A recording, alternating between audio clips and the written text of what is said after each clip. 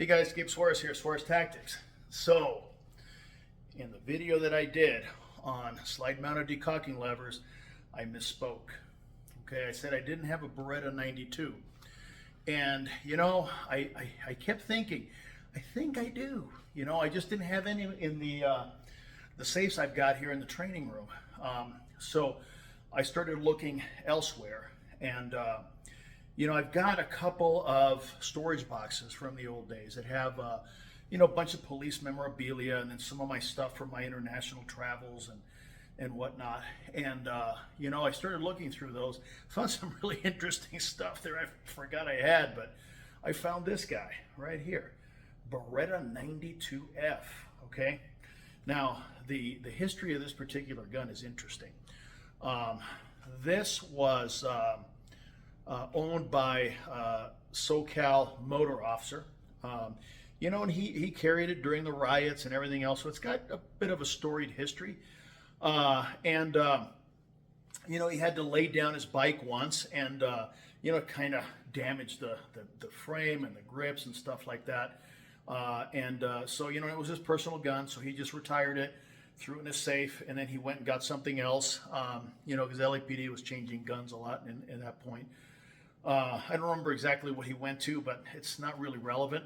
And so I got this for a song, and I started training with it. And the reason I started training with it was that in 2000, I got an opportunity of a lifetime to travel to Italy and train the Italian police, some Italian military, and then the engineers of Benelli and Beretta on how to use this particular weapon system. And that was kind of cool. A lot of fun, you know, the start of a great career. But in any case, I knew that when I got there, they weren't going to give me a Glock. Okay, so when in Rome, you carry a Beretta. And then, so anyway, I did that class, and, you know, I put this in a box and forgot that I even had it. You know, a few years later, I think 2005, 2006, you know, I came across a gentleman that was doing Cerakote, and he said he would do some for me, and, you know, said, I got a gun that is pretty much, you know, destroyed. And so I gave him this, and he redid the frame and green Cerakote, got rid of a lot of the road rash that was on it. You know, it's kind of a cool looking blaster, you know, green frame, right? You know, or a green frame and black slide. That looks kind of cool. And then these grips, I know the old school guys call them stocks. Stocks are on a rifle. These are grips.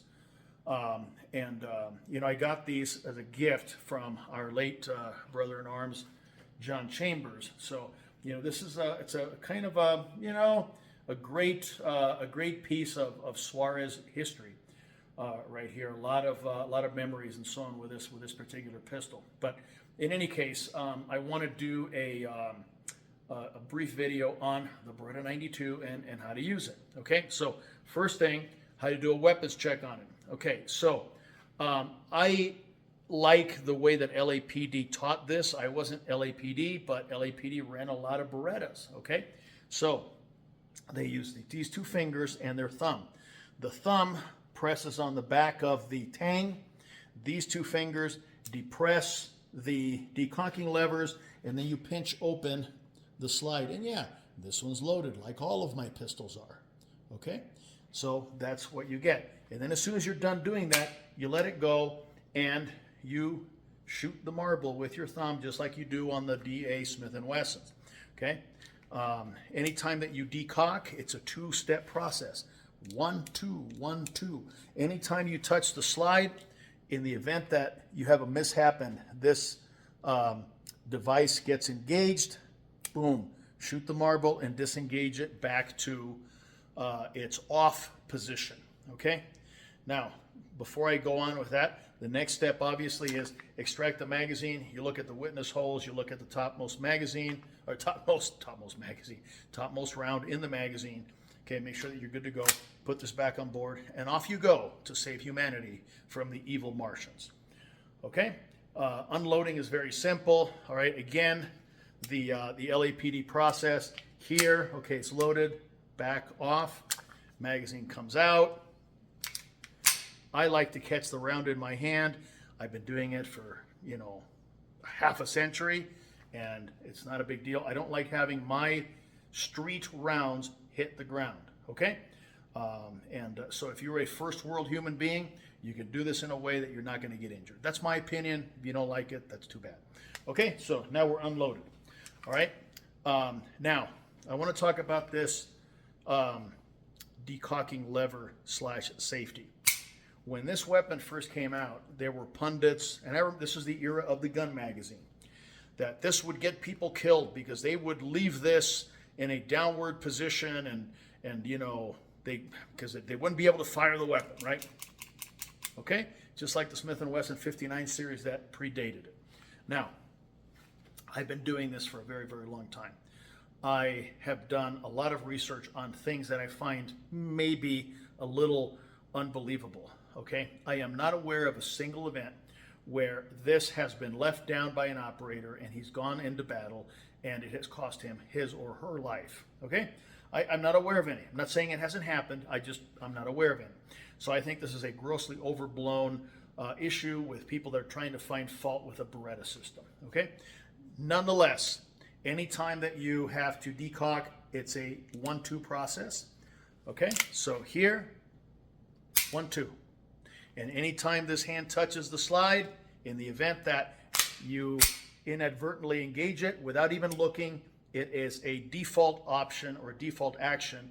Immediately shoot the marble, and there you go, okay? Other than that, this weapon works just like everything else, okay? It's got the triggers in the same place. Slide release is in the same place if you use that. Decocking lever is very much like the Smith & Wesson system. I think Beretta probably did that on purpose so they would compete with Smith & Wesson. You know, that's it. Okay, really nice weapon system. I love the trigger on these Berettas. You know, as with the hammer fully down, it's not bad. Okay, but feel this for a second. Okay, or not feel. I mean, but listen. There we go.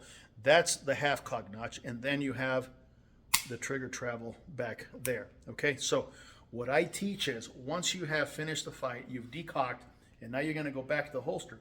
You go back to the holster, and then you take your finger and you, listen, put it on half cock.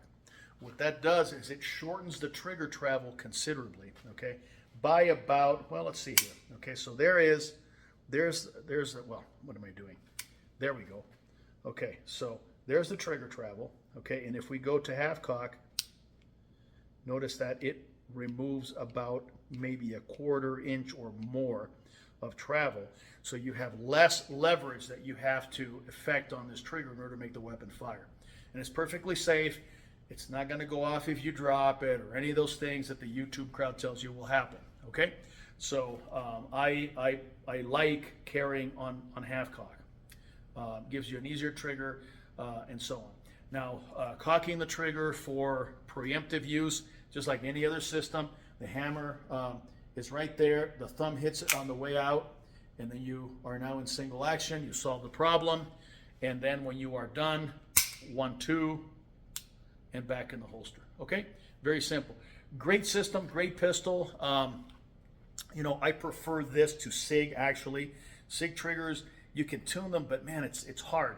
These, you know, they work great as they are. I know Langdon's got some trigger packages that he sells. You know, if you're running a Beretta, he's probably the guy to talk to.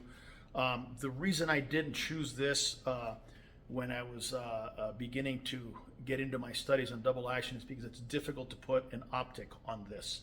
And I know Langdon's doing it and a few other people are doing it, but still it makes for a very, very tall installation, which is not to my liking. So I'm staying with the CZ as the best DA system on the market today for running optics. I'm going to have this particular pistol at the August 10th double action class in Prescott. If you want to shoot it, I got a few magazines. Just bring some factory 9mm ammo and have at it. We're going to find that these are just as good as the Striker World pistols, and they actually offer some advantages that you know, the Polymer and Strikers do not. And plus, look how classic that is, man. All right. Anyway, that's it. I'll see you on the range.